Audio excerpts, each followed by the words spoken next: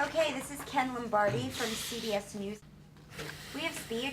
Nice talking to you. You have beautiful eyes, by the way. Oh, thank you. Beautiful. You have beautiful everything. Oh, thank you. Thank you. Thank great you. having you. Really great questions, too. Oh, thank you so much. When you first meet Nicolas Cage, you quickly find out he likes to pull pranks. I had a chance. That was a good one, too. A good reaction. Do those just go off? Yeah, randomly, but or- it's fun for me because I see everyone react to it, and they're all different reactions. Yours is a good one. Now, this is an action film, but one might say that the dialogue is even more important. It's sort of reminiscent of classic films like Bringing Up Baby with that quick-witted, fast-paced dialogue. That's so cool that you say that. New Kids on the Block are back. They've got company. Three of you guys gonna do a song together? That's a good question. You never know. You never know. You know what? Let's just say that's a very, very, very good question. What about your character? You seem so different from her. Thank God, right? The stars are out tonight for the premiere of Lucky Guy, a new play by Nora Ephron, starring Tom Hanks. Her death was a terrible shock to us, so tonight is very bittersweet. Jennifer Lopez has left American Idol for her new movie, Parker. It has different dimension to it than just a regular action film. Parker opens on January 25th. In New York, I'm Ken Lombardi, CBSNews.com. Walter Hill, this is your first film together. I was surprised. I know, yeah. Well, we've been on a collision course for a long time. You can catch Stallone in Bullet to the Head when it opens on Friday. In New York, I'm Ken Lombardi, CBSNews.com.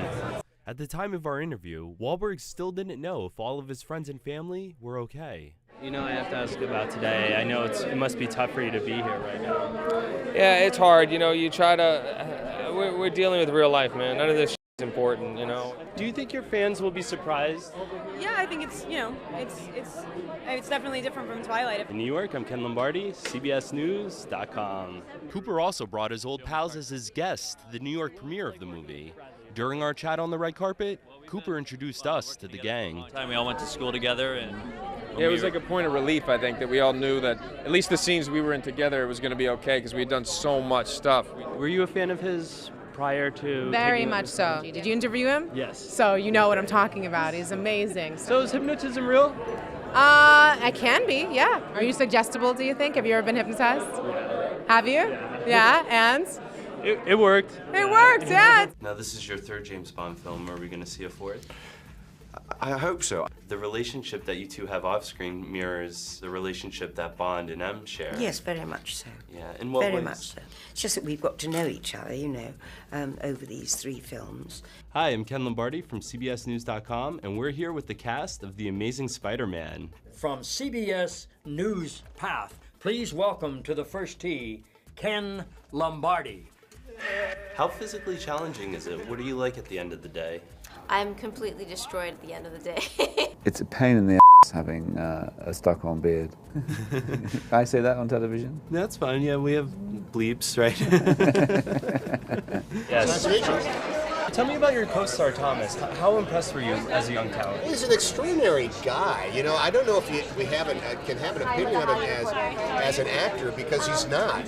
Stars are out in full force here at the New York premiere of New Year's Eve. How much fun did you have making this movie? I had a good time doing it with Gary Marshall. He's a good director and very nice guy. CBS, nice to meet you. Jessica, how do you do? Good. How are you? Good, thank you.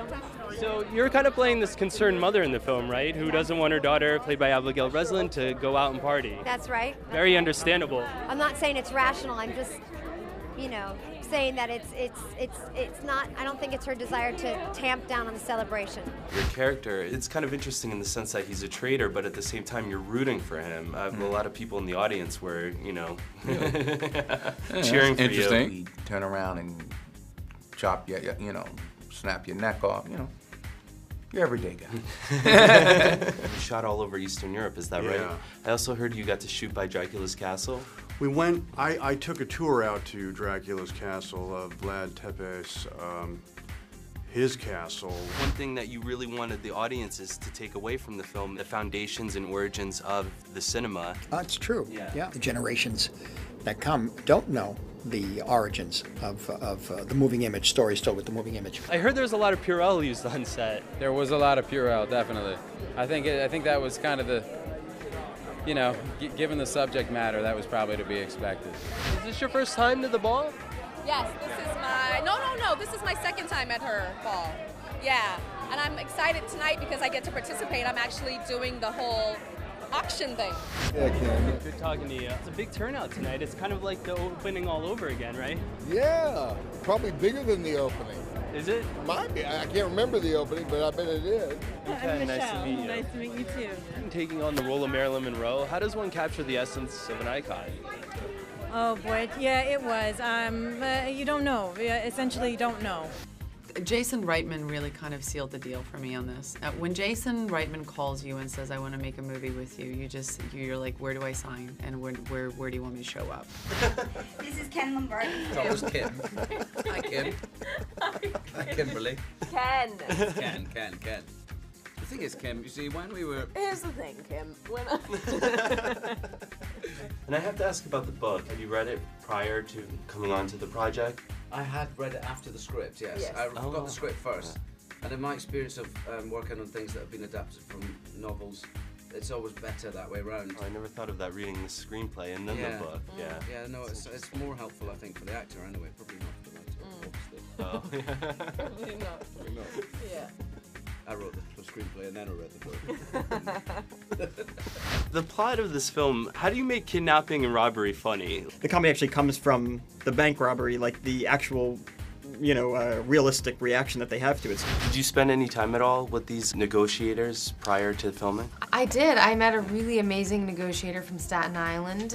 Hi, I'm Ken Lombardi from CBSNews.com, and we're joined here today with legendary rock icon Alice Cooper. How are you doing? Good.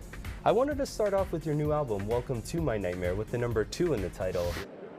We like to give back because we are incredibly lucky people. Two members of the classic rock folk group, Crosby, Stills, Nash & Young, David Crosby and Graham Nash, performed at the T.J. Martell Foundation benefit in New York.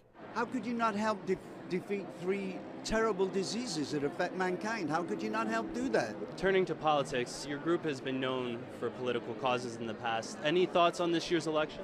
Yes. Yeah. We cannot let Romney be president of the United States at all. A disaster. And why do you feel that way? Because of all his stances against women, again, the imbalance between the haves and the have-nots, all the thing that, he knows nothing about foreign policy, all the basic reasons. Get up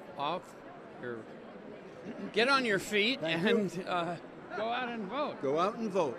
Guess we won't be hearing Ohio at a Romney rally anytime soon. Those wishing to find out more about T.J. Martell's organization can log on to tjmartellfoundation.org.